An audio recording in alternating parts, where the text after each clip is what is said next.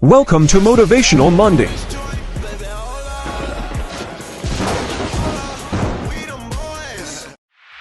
for you guys to be here tonight. My name is Bill. On TikTok, I'm Bill76Japan. Let's go with Christian this time. What do you do? My name is Christian, aka Chef Blizzy. New name alert. New name alert. There you go. Herb, what's going on? Nothing much. It's your boy Herb, Skizzle Be Blind on TikTok.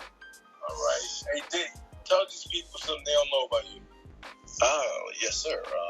Hilarious D here, resident clown, and something that you all don't know about me is that I have a single. As far as right. Dom, can you grace us, please? Okay, so who's next? You, Dom? You dumb. Okay. Good evening, everybody. Happy Monday. My name is Dom, a.k.a. Mark Justice. And last but not least, the smoothest man I know, Daniel. Hey, what's up, Daniel? This is a very sensitive talk.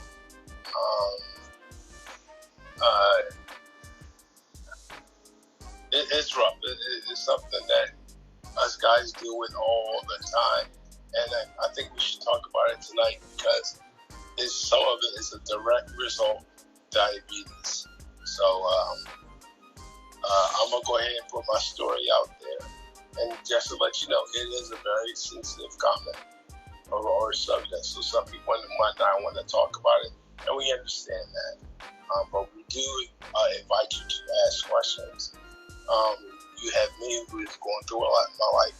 So I will try to help as much as I can.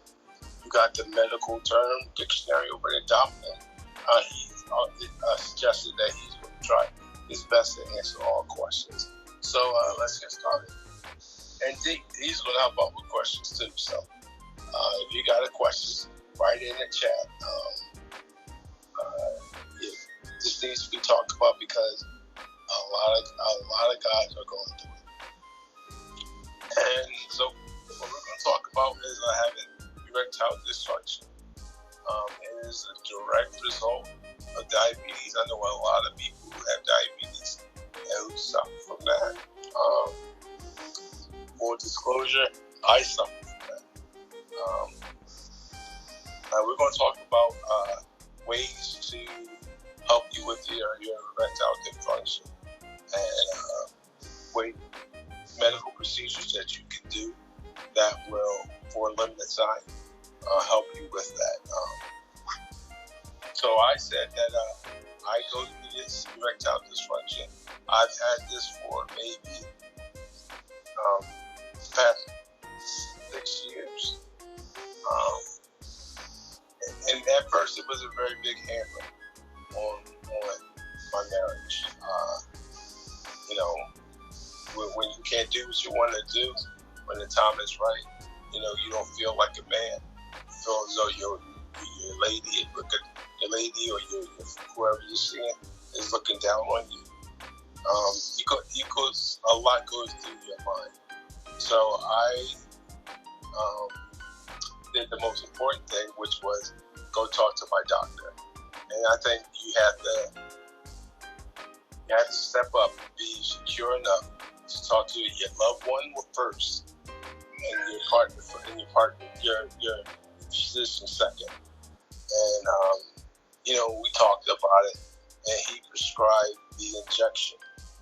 And so I took it home, and I gave myself the injection. I just gave myself the injection just to play around and see what it does. The injection site is right on the side of the shaft. Give it to yourself. You wait about 10 minutes, and you think you're a 17-year-old boy. I mean, it's like your youth is back with you again. It was definitely working well. My wife is happy, and the only bad side about it was, for when I didn't know what I was doing, it lasted for like 6 hours. That's a rough piece to have to do that for 6 hours. you're not doing nothing and you still got it, it's going to be painful. It's going to be painful. So that's the injection. Now, do you know any other procedures that they might use for this? Well, before I answer that, I wanted to go back to the beginning because I wanted to make sure that everybody was kind of on the same page. Again, like you said, the medical dictionary. A lot of the facts that I'm going to state come from the Mayo Clinic, so you guys can look it up online if you guys want to know as well. First, the basic erectile dysfunction or impotence is known or otherwise, described as either not being able to, the inability to have an erection, including erect during sex. So I wanted to make sure that I went ahead and threw that out there. I think a lot of times the public perception is that if you have ED, erectile dysfunction or impotence, then you just can't get on hard at all. No. Like I said, sometimes if you go or if you lose your erection during sex. A couple of footnotes I wanted to say when you were talking. What does or can lead to the cause of this is a multitude of things: high blood pressure, high cholesterol, heart issues, so things like heart disease. A lot of people also don't recognize this as well, but stressors in your life, relationship issues, depression, anxiety, that can also affect a man's ability to also get an erection as well.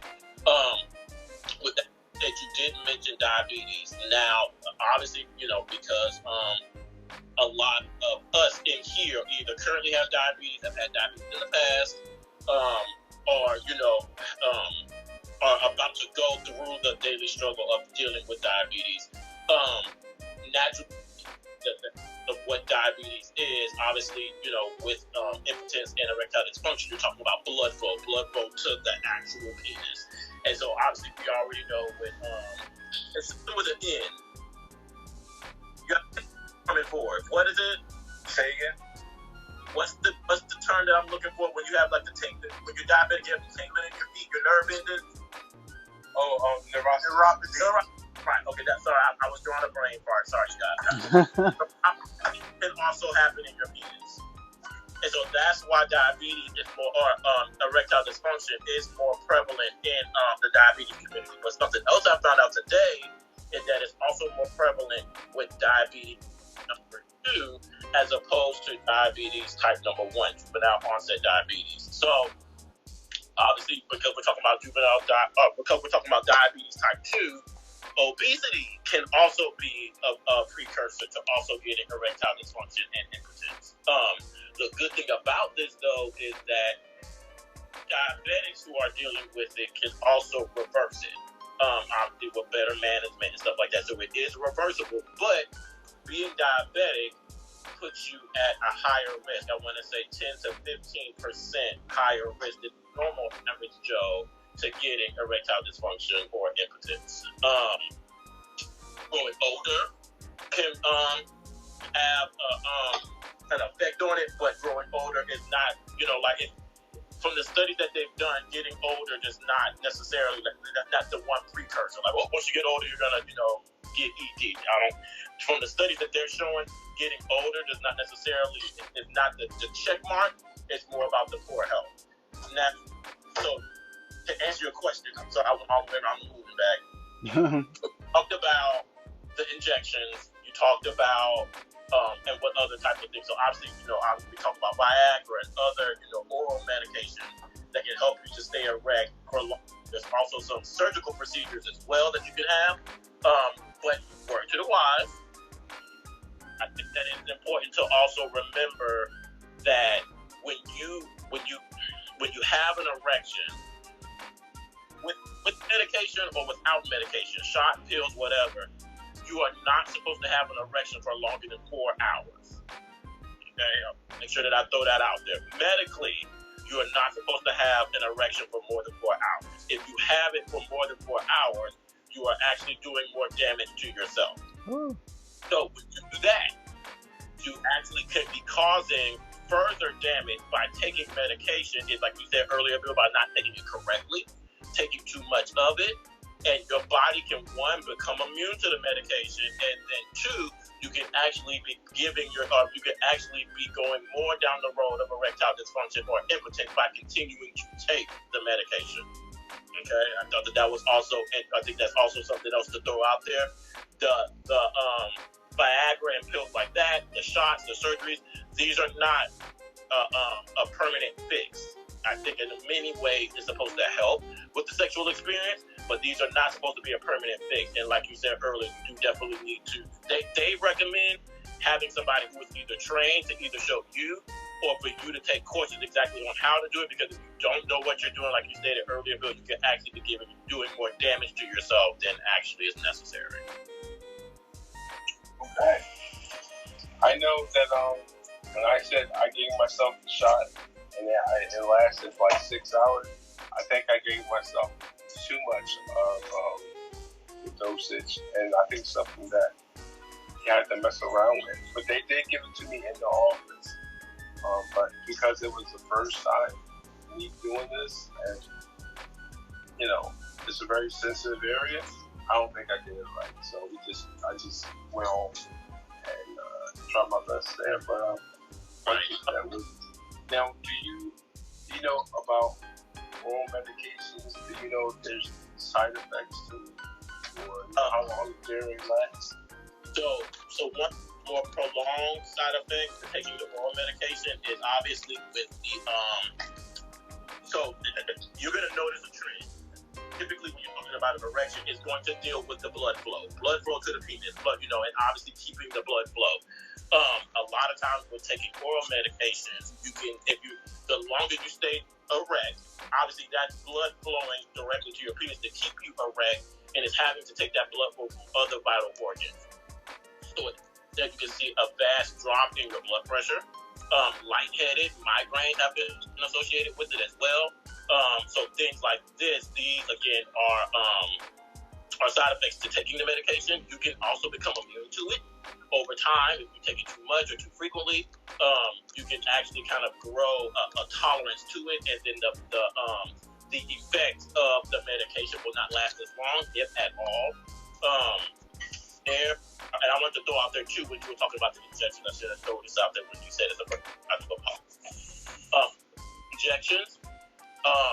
You can also start to create scar tissue. For my diabetics out there, keep in mind, I'm sure that you guys remember when you take injections, they tell you to switch your sites because you can actually, and then the insulin cannot get to where it needs to get to because it's got to get through the stuff. The same thing can happen to the penis. So if you are constantly giving the injections in a certain area, it can grow scar tissue, and it can also cause the penis to bend and hook in certain areas as well. So yeah, thought I'd throw that out there as well. Okay. Steve, what do you think about all this? Is there a procedure you might know about? Yeah. To me, this is all new information to me. I knew some of this exists.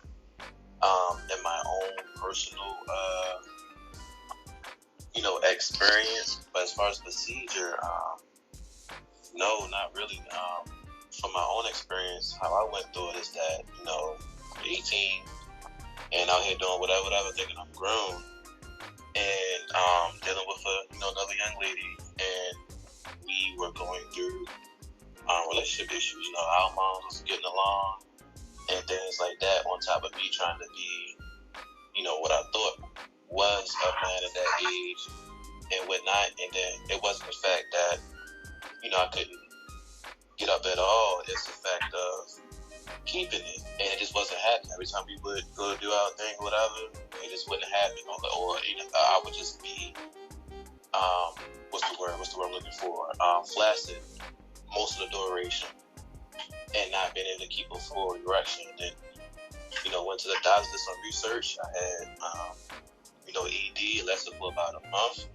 And typically my doctor was like, well, it's not uncommon for, for 19 or 18-year-olds to have it, but teenagers can't get it. And like Dom said, through stressors and things like that. And my doctor just told me, basically go home, chill out, and don't really stress about things. Continue to exercise exercise for one, and come back. And then after I went to the doctors and did what they told me to do, it went away by itself. Honestly, I didn't go through a procedure or anything like that. It just went away by itself. And the big deal is that one of the things that I was finding as I was doing research for this topic is that is typically what they try to tell you to do. You'd be surprised at things that can cause it, especially even at an early age. So to hear you talk about that, I think it does kind of ring true that in many instances, a lot of it may not necessarily be health related. Sometimes it could just be, if, like I said earlier, it could be depression. Exhaustion, all that stuff. Right.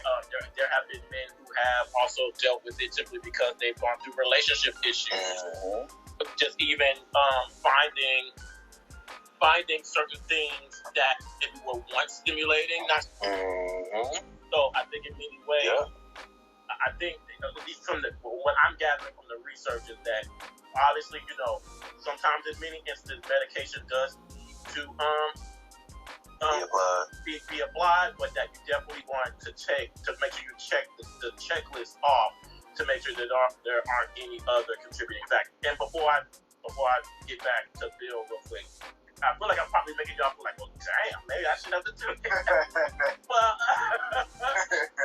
I feel like you all do cool because again, for some people it does work. So let me throw that out there. I'm not saying it doesn't work and that you should try it. So if it works for you, by all means, go for it. Do what you got to do. I just want to make sure that everybody's equipped with all the information that they need. With that being said, to Denzel's point, there's also a lot of other medications, not for ED, but a lot of other medications that you can take, drugs as well, that can also contribute to ED. Diuretics help to contribute towards ED. I think heart medicines too, though. I think heart medicines also. I was going there next. If you're on the wrong regimen of blood pressure or cholesterol medicine, then that can also help to promote or get you to also have ED as well. So there, as you can see, there's a multitude of things, and again, depending on the person and the circumstance, that can help also, take you down the road of impotence. Yeah. I tried it. What you talking about? Being scared? Like, I'm only 18, 19. Man, I can't go through this. But I'm saying, through research, I even went as far. I'd say at the house. I have to say, can I come after you? Just trying multitude of things to see if it's you or if it's really happening. Like, it is a very, very trying time, man. I'm not. Yeah, exactly. Herb, you talked about heart medication. Is that like Plavix or whatnot? Say that again. Is that like Plavix and aspirin?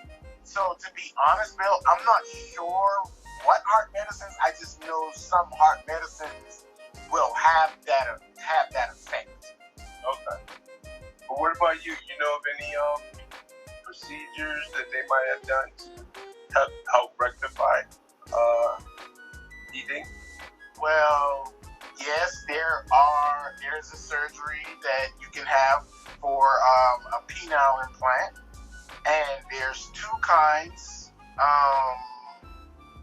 One of them I don't remember the name of, but it basically it functions with a pump that they insert in your testicle region or whatever, and there's a bulb of like gel or liquid fluid that goes in your pelvic area. And then there's another one that's called malleable, and that one stays in the erect state, but it's bendable for you to, like, for the lack of a better term, kind of tuck it, I think. But those are two other options when dealing with ED. The malleable one, is that like a hydraulics in it? No, that's hydraulic. the other. That's the one that That's the regular one that stays erect. The other one is the one with the pump. Okay. Same exact thing. Either herb. It sounds like it might be. I do believe that transgender female to males, that the first one with the pump, that is also an option for them when they do have their sex change operate. Well, Interesting. mm-hmm. I did not know that. Yeah. I'm gonna ask kind of like a weird question, but the pump, like you just press it once and then you have to like press. Yeah, you gotta pump it. Yeah. And what about the opposite? What you saying? Like to deflate it? Yeah. I think that one you just press and hold. I think to let out. So too, it's like a little knob or something. How they do some things like that.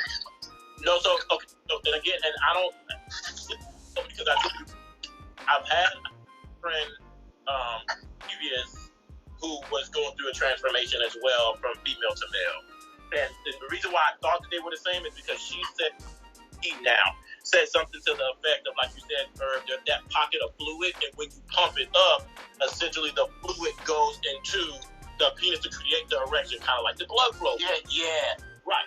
But then when you you unpump it or you pump it and hold it, and it's something to that effect, but you're now releasing out of that fluid goes back into the pocket, and then that way the penis implant now goes back.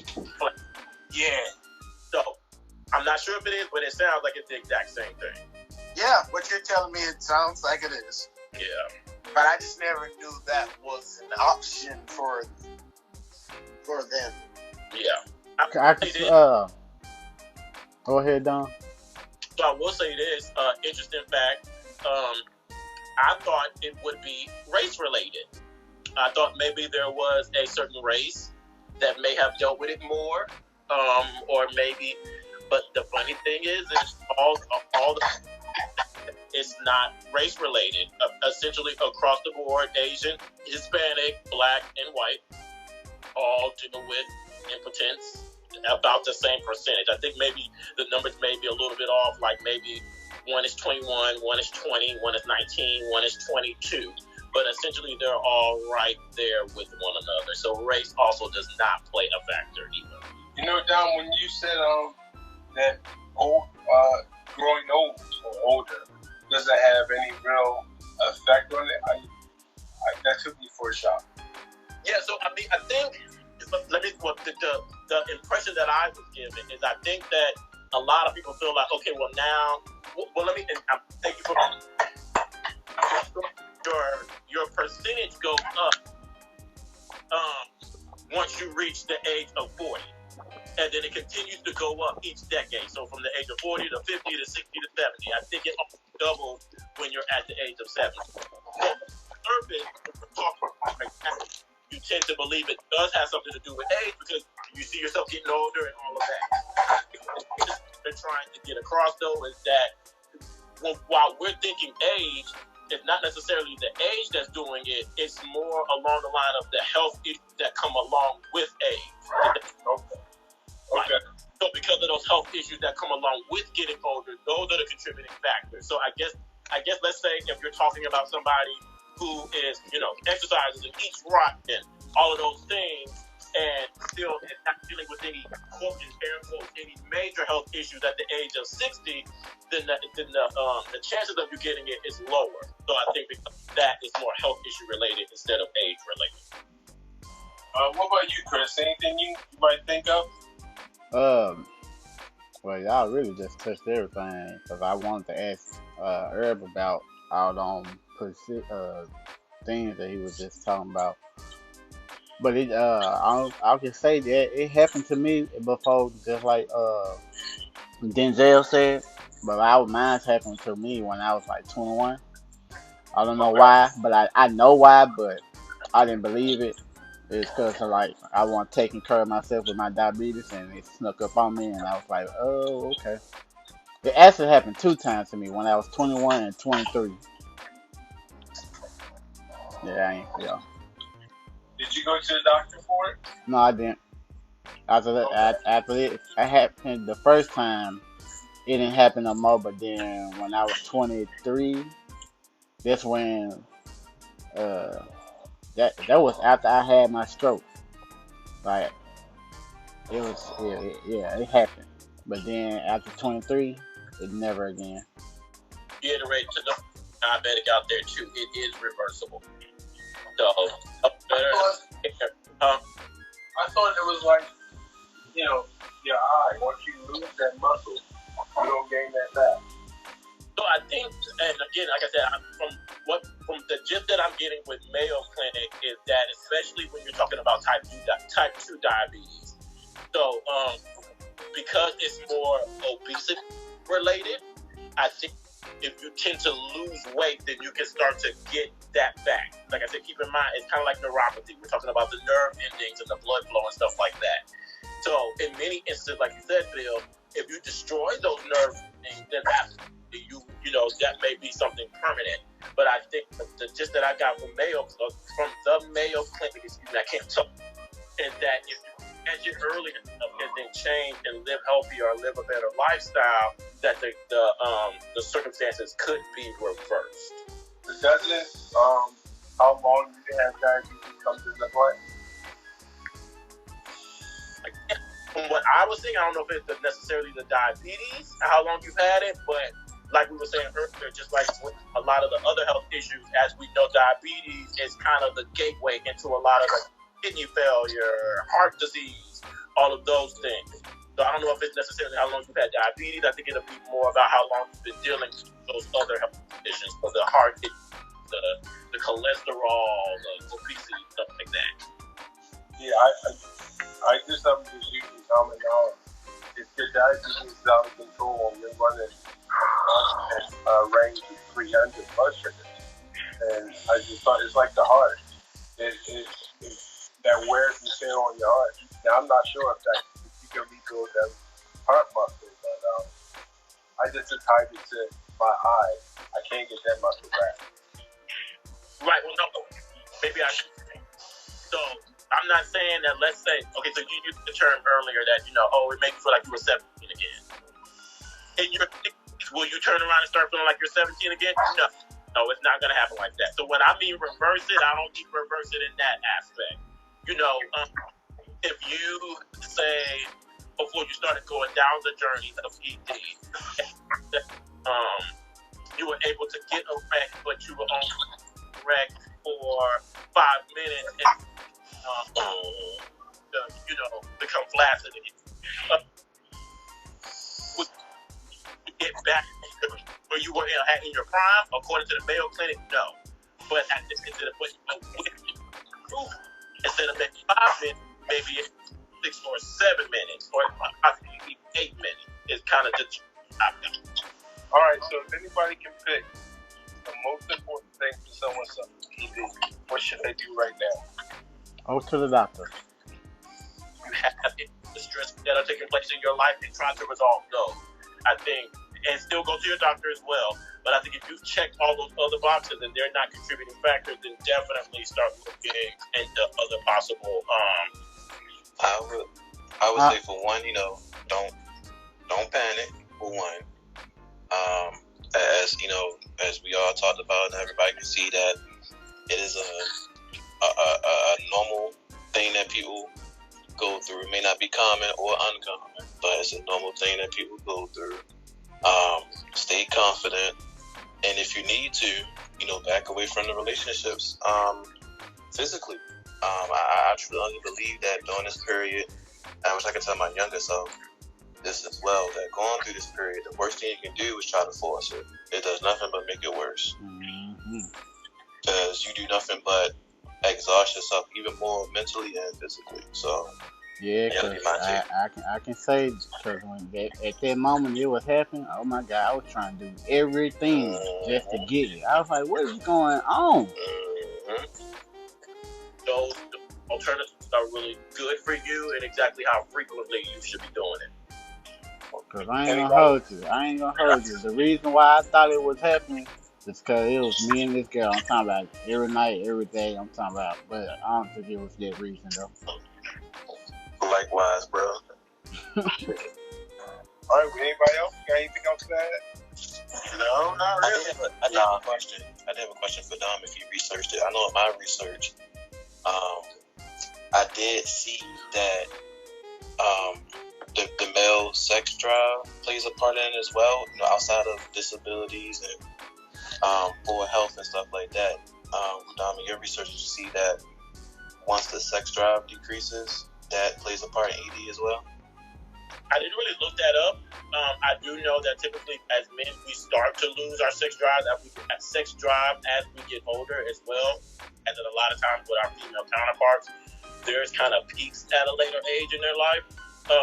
But I didn't think to look up to see if the two correlated. I do apologize.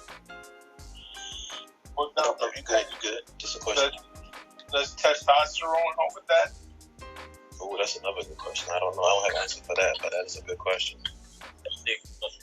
When I asked about the different treatments and stuff like that, he didn't mention testosterone.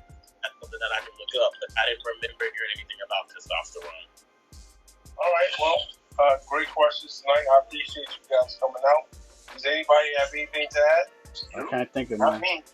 All right, well, just something for you guys to keep in mind. We will now be going live once a week instead of twice. So today we went live on a Monday, and next week we'll go live on a Thursday.